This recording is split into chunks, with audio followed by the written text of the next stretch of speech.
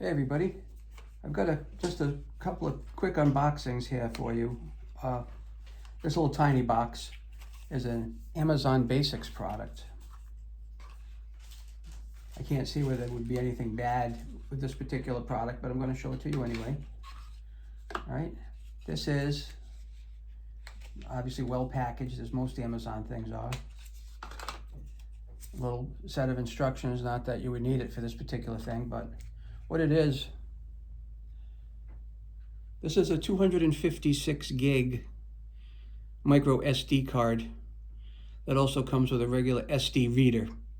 So you would put the micro SD card in the regular reader and you would be able to utilize it in a regular SD slot rather than a micro SD slot. I am going to be using this in the next product I'm about to show you, but that is what it looks like. You see, that big piece is the adapter, and the little piece is actually 256 gig of storage. And we'll get to that in a minute, but looks like a real decent product. Thanks for watching.